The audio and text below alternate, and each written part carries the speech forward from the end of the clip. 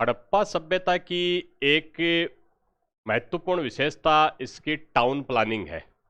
Town planning के अगर aspect देखें तो हड़प्पा सभ्यता में हम दो प्रकार के टीले पाते हैं लगभग सभी साइट्स की। मैं एक जनरल टाउन प्लानिंग की पहले बात कर रहा हूं और इसमें जो एक्सेप्शन या अपवाद है उसकी भी चर्चा करेंगे, क्योंकि क्वेश्चंस यहीं से आते हैं। सारी चीज़ें स्टूडेंट्स को एक जगह नहीं मिल पाती है, तो इस क्लास के माध्यम से मैं इन सारी चीज़ों को एक जगह करके आपके सामने प्रस्तुत कर रहा हूं कि किस किस एंगल से इसमें प्रश्न पूछे जा सकते हैं और क्या क्या इन छोटी छोटी चीज़ों में टाउन प्लानिंग में जो एक्सेप्शन या अपवाद हैं, टीलों की बसावट में जो अपवाद है उसमें किस किस तरह के प्रश्न पूछे जा सकते हैं। तो मेरा यहाँ पे अभी इस टॉपिक में उद्देश्य है कि हम नगर नियोजन नगर नियोजन में भी इसकी एक छोटी सी सब यूनिट है, इसको हम पहले कवर करते हैं। टीलों की संरचना। टीलों की संरचना व बसावट।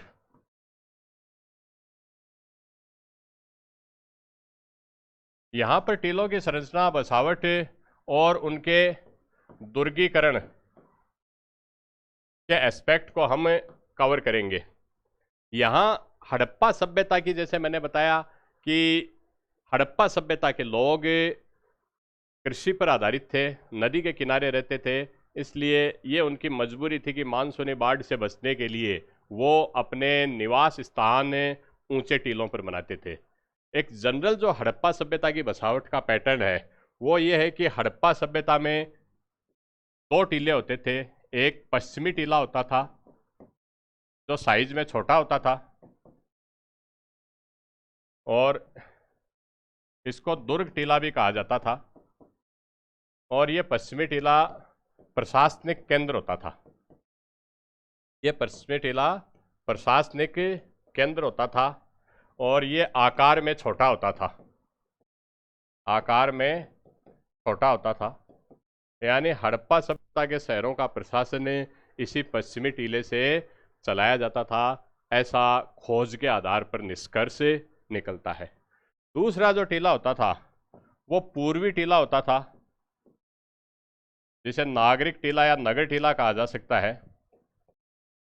यानी ये नगर टीला होता था और इस टीले पर सामान्य आबादी रहती थी, और ये आबादी, क्योंकि आबादी ज़्यादा होती थी इसलिए ये आकार में बड़ा होता था। आकार में बड़ा होता था। अब इसमें एक खास बात यह है कि पश्चिमी टीला दुर्गीकृत होता था, यानी इसके चारों ओर किलेबंदी की जाती थी, जबकि नागरिक टीला सामान्यतः, इसके एक्सेप्शन मिल सकते हैं, सामान्यतः अदुर्गीकृत होता था। लेकिन कालीबंगा में नागरिक टीला भी दुर्गीकृत है, और जैसे लोथल, सुरकोतड़ा ऐसे स्थानों पर नागरिक टीला और पश्चिमी टीला दोनों एक ही टीले पर हैं, दोनों दुर्गीकृत हैं। तो ये सामान्यतः अदुर्गीकृत होता था। ये एक जनरल पैटर्न बसावट का देखने में हड़प्पा सभ्यता का हमारे सामने आता है। अब इसमें बहुत सारे एक्सेप्शंस भी हैं। ये बसावट अब किस तरह से होती थी, इसको मैं एक छोटा सा एक चार्ट के माध्यम से या एक ड्राइंग मैप वो करके मैं आपके सामने बता देता हूँ। जैसे मान लीजिए ये पश्चिम है, तो पश्चिम में ये टीला है, ये पश्चिमी टीला है। और पूर्वी टीला, जैसे मैंने बताया, आकार में थोड़ा बड़ा होता था, ये पूर्वी टीला है। ये पश्चिमी टीला है और ये पूर्वी टीला है। अब पश्चिमी टीले में, अब जैसे इनकी बसावट का पैटर्न ये होता था कि ग्रिड पैटर्न पे ये शहर बसते थे। हालांकि सब जगह ऐसा नहीं है, अब इस चीज़ में थोड़ा थोड़ा सा एक्सेप्शन भी आने लगा है। एकदम चेस बोर्ड या ग्रिड पैटर्न पे तो ये बसावट नहीं होती थी, पर हम एक मोटे तौर पर इसको इस तरह से हम समझ सकते हैं। तो आपके सामने ये दो तरीके के टीले मैंने आपके सामने बनाए हैं। इनको हम, ये रेक्टेंगल स्ट्रक्चर है या वर्गाकार है, लेकिन इसकी आकृति पे नहीं जाना है। बहुत जगह आयताकार होते थे, लेकिन इसकी आकृति पे हमें नहीं जाना है। इसको हम एक दुर्ग टीला और नागरिक टीला समझें। जो छोटा वाला स्ट्रक्चर है ये दुर्ग टीला है, और पश्चिम में है ये पूर्व में है नागरिक टीला। अब जो सामान्य बसावट का पैटर्न होता था, सामान्य बसावट का पैटर्न ये था कि ये जो दुर्ग टीला है, इस दुर्ग टीले के चारों ओर एक किलेबंदी की हुई होती थी। दुर्ग टीले के चारों ओर ये एक किलेबंदी की हुई होती थी, जबकि नागरिक टीला सामान्यतः बिना किलेबंदी के होता था। हम इसको इस तरीके से समझ सकते हैं कि यह है दुर्ग टीला है, दुर्ग टीला है, और यह है नागरिक टीला है या नगर टीला है, नगर टीला। ये पश्चिम में है, जबकि नगर टीला ये पूर्व में है। ये आकार में छोटा है और ये आकार में बड़ा है। ये प्रशासन का केंद्र होता था, और यहां पर नागरिक आवास होता था। इसके अलावा ये टीला दुर्गीकृत है, यानी चारों ओर किलेबंदी की हुई है। ये किलेबंदी खाई खोद के भी होती थी। प्राक हड़प्पा सभ्यता के स्थल से ही ऐसी विशेषताएं देखने को आती हैं, और जैसे धौलावीरा जैसे साइट्स पर ये पत्थर की भी की हुई होती थी, और ये अदुर्गीकृत होता था।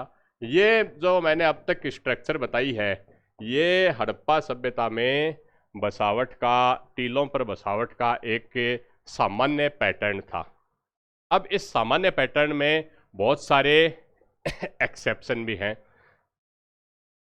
अब तक इतनी चीज़ों में, इन 5 अंतर से हम ये चीज़ समझ चुके हैं। इसको छोटे और बड़े और प्रशासनिक केंद्र और नागरिक केंद्र और पश्चिमी टीले और पूर्वी टीले के आधार पर हम समझ सकते हैं। अब हम इसकी जो एक्सेप्शन की चीज़ें आती हैं, उन चीज़ों को हम कवर करेंगे। इसके जो कुछ अपवाद हमारे सामने आते हैं, वो अपवाद कुछ इस तरह के हैं। जैसे पहला अपवाद इसमें आता है लोथल। पहला अपवाद इसमें आता है लोथल।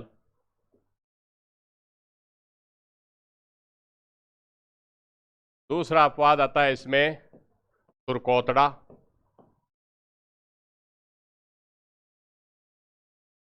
पहला अपवाद आता है लोथल और दूसरा अपवाद आता है सुरकोतड़ा। तीसरा अपवाद इसमें बनावली भी आता है, लेकिन पहले हम लोथल और सुरकोतड़ा, ये दोनों इसके एक्सेप्शन है, क्योंकि यहाँ पर एक ही टीला मिला है और एक ही टीले पर प्रशासनिक केंद्र और आवास दोनों हैं, और दोनों ही रक्षा प्राचीर से घिरे हुए हैं। एक टीला है तो समग्र टीला ही रक्षा प्राचीर से घिरा हुआ है। अगर हम इसको मैप के माध्यम से या ड्राइंग के माध्यम से हम देखना चाहें, तो हम इसको कुछ इस तरह से समझ सकते हैं कि ये एक टीला है, और इस टीले में एक तरफ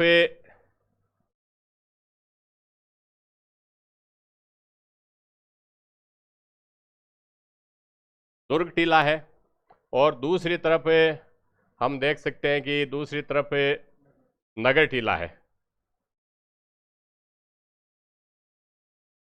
और ये दोनों टीले एक ही रक्षा प्राचीर से घिरे हुए हैं। इसको हम इस तरीके से समझ सकते हैं कि ये दोनों टीले एक ही रक्षा प्राचीर से घिरे हुए हैं। ये एक ही रक्षा प्राचीर से घिरे हुए हैं। अब एक एक्सेप्शन यहाँ लोथल के संदर्भ में और आता है कि लोथल के संदर्भ में जो नागरिक, जो प्रशासनिक केंद्र है, वो प्रशासनिक केंद्र या नगर टीला जिसे हम दुर्ग टीला कहते हैं, वो पश्चिम में न होकर किस तरफ होता था? दक्षिण पूर्व में होता था। तो लोथल में दुर्ग टीला, लोथल का जो दुर्ग टीला है वो दुर्ग टीला दक्षिण पूर्व में होता था। दुर्ग टीला दक्षिण पूर्व में था। लोथल का जो दुर्ग टीला है ये दक्षिण पूर्व में है। अगर हम लोथल की हम बात करें तो लोथल में ये दुर्ग है और ये नागरिक टीला है, जबकि सुरकोतड़ा में ये टीला दुर्ग है और ये नागरिक टीला है। यानी इनकी पोजीशन म्यूचुअली चेंज की गई है। लेकिन इस बाहर जो ब्लैक सर्किल है, इससे आप ये समझ सकते हैं कि ये दोनों दुर्ग टीले और नागरिक टीले ये दोनों ही एक ही रक्षा प्राचीर से गिरे हैं। यानी दुर्ग और नागरिक यानी पूर्वी टीला, नगर टीला एक ही रक्षा प्राचीर से गिरा है। एक ही रक्षा प्राचीर से गिरा है। ये स्थिति है लोथल और सुरकोतड़ा में। लोथल गुजरात में है और सुरकोतड़ा भी गुजरात में है। सुरकोतड़ा वो साइट है जहां से घोड़े की हड्डियों के साक्ष्य प्राप्त हुए हैं। सुरकोतड़ा कच्छ के रण में स्थित हड़प्पाकालीन स्थल है। तो इसके माध्यम से हम शहरों की जो बनावट है उसका पैटर्न समझ सकते हैं। लोथल में ये विशिष्टता आपको याद रखनी है, इस पर एग्जाम में क्वेश्चन आते हैं कि सामान्यतः हड़प्पा सभ्यता में ये देखने को आता है कि दुर्ग टीला पश्चिम में होता है, लेकिन लोथल में यह दुर्ग टीला दक्षिण पूर्व में है। ये इम्पोर्टेंट फैक्ट है एग्जाम के लिहाज से। अब इसमें अगर हम और चीज देखें, दूसरी चीज अगर हम देखना चाहें, एक मैंने साइट लिखाई थी, बताई थी बनावली। अगर हम बनावली की स्ट्रक्चर को हम देखना चाहें तो बनावली में भी एक ही इस तरह का टीले की बसावट है, लेकिन इसको मैं अलग से समझा दूं अलग स्लाइड पे, क्योंकि इसमें अब हम बनावली की बात करते हैं। बनावली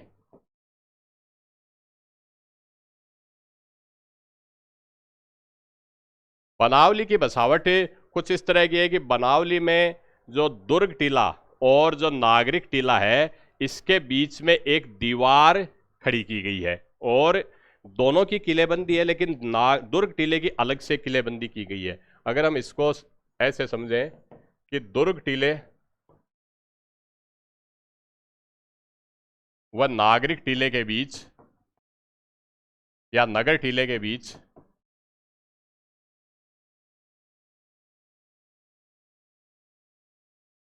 एक दीवार है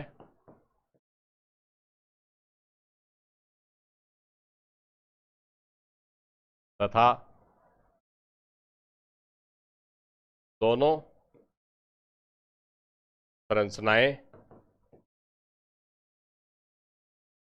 एक ही रक्षा प्राचीर से गिरी हैं।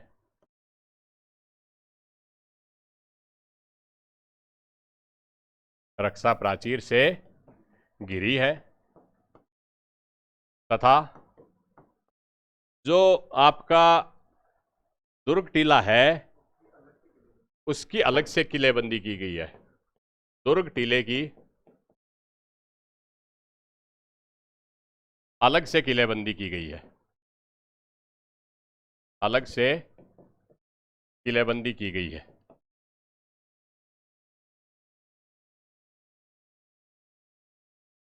अगर हम इसको मैप के माध्यम से, हम नक्शे के माध्यम से मैं ड्राइंग करके बताऊं तो हम इसको कुछ इस तरीके से समझ सकते हैं कि दुर्ग टीला व नागरिक टीले के बीच में एक दीवार है। जैसे मान लीजिए ये एक स्ट्रक्चर है और इस स्ट्रक्चर में एक बीच में दीवार खींच दी गई। ये जो हिस्सा है ये दुर्ग टीला है और ये नगर टीला है। ये दुर्ग टीला है और ये नगर टीला है। और अब इसमें ये दोनों ही वैसे किलेबंद हैं, दोनों ही जो स्ट्रक्चर्स हैं वैसे किलेबंद हैं, लेकिन दोनों रक्षा प्राचीर से घिरे हैं। लेकिन अगर हम यहां पर दुर्ग की बात करें तो दुर्ग के लिए एक अलग से रक्षा प्राचीर और बनाई गई है। दुर्ग के लिए एक अलग से रक्षा प्राचीर और बनाई गई है। यानी शॉर्ट में दुर्ग टीला और नगर टीले के बीच में एक दीवार है और दुर्ग टीले और नगर टीले दोनों एक ही टीले पर हैं, एक ही साथ हैं, एक ही साथ इनकी किलेबंदी की गई है और दुर्ग टीले की अलग से किलेबंदी की गई है। इसके कारण यहाँ पर ये अर्धवृत्ताकार हो जाता है। दुर्ग टीला कैसा हो जाता है? अर्धवृत्ताकार हो जाता है। दुर्ग टीले का जो स्ट्रक्चर है ये अगर हम देखें तो ये स्ट्रक्चर कैसा हो जाएगा? अर्धवृत्ताकार या बेलनाकार। कुछ जगह इसे बेलनाकार भी लिखा आता है, अर्धवृत्ताकार या बेलनाकार हो जाता है। ये बनावली की स्ट्रक्चर है। तो इसके माध्यम से एक मोटी मोटी एक जो स्ट्रक्चरल डिफरेंस है टीला आउट की वो आप इसमें समझ सकते हैं। अगला जो इसमें एक्सेप्शन आता है वो कालीबंगा का आता है। अगला जो एक्सेप्शन है वो कालीबंगा का है, क्योंकि जनरल बसावट के पैटर्न को तो सब समझ लेते हैं, अब उस क्वेश्चन अपवाद में से आ जाते हैं और सारी चीज़ें स्टूडेंट्स को एक साथ मिली नहीं आती हैं। तो मैं एक ड्राइंग के माध्यम से ये डिफरेंस समझा रहा हूँ। कालीबंगा, मोहनजोदड़ो और हड़प्पा तीनों की बसावट एक जैसी है। केवल एक अंतर है कि जहाँ मोहनजोदड़ो और हड़प्पा में जो नगर टीला है, पूर्वी टीला है, वो किलेबंद नहीं है। कालीबंगा में नगर टीला और दुर्ग टीला दोनों किलेबंद हैं। तो कालीबंगा में, क्योंकि दुर्ग तो हर जगह किलेबंद है, दुर्ग टीला और नगर टीला, दुर्ग टीला और नगर टीला दोनों किलेबंद हैं। दोनों अलग अलग टीलों पे हैं और अलग अलग रक्षा प्राचीरों से घिरे हुए हैं। रक्षा प्राचीरों से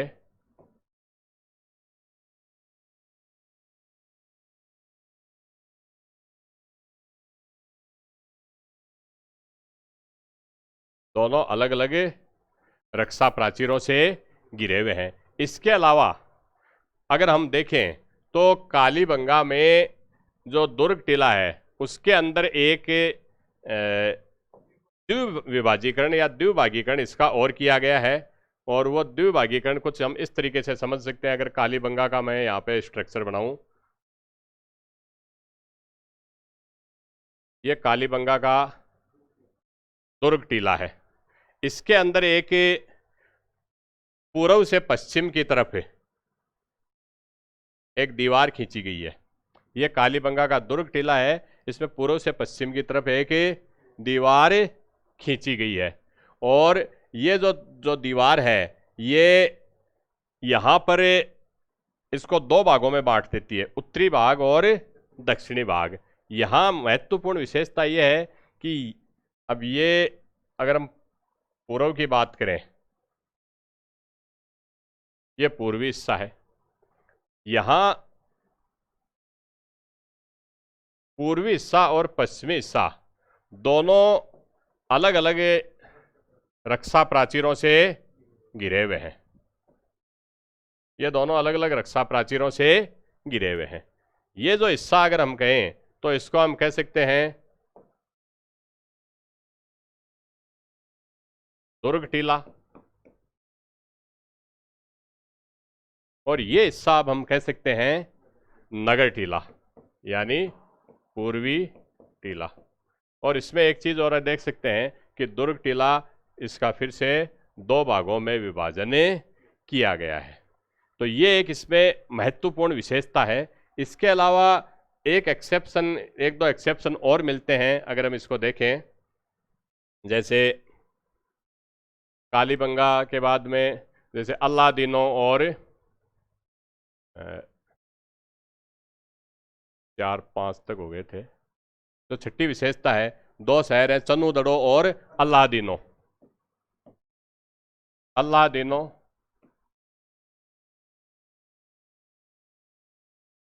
और चन्हुदड़ो। इन दो नगरों की विशेषता यह है कि इनकी किलेबंदी नहीं है।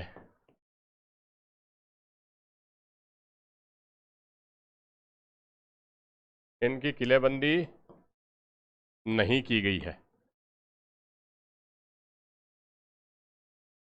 नहीं की गई है। इसके अलावा हम और विशेषता देखना चाहें धोलावीरा के संदर्भ में, तो धोलावीरा एक ऐसा हड़प्पाई स्थल है जहां पे 2 के स्थान पर 3 टीले मिले हैं, यानी दुर्ग टीला भी मिला है, नगर टीला भी मिला है, इनके बीच में एक मध्य टीला मिला है। धोलावीरा से 3 टीले मिले हैं। ये एक्सेप्शनल बसावट है, 3 टीले हैं। तीसरा टीला मध्यमा है, तीसरा टीला मध्यमा है।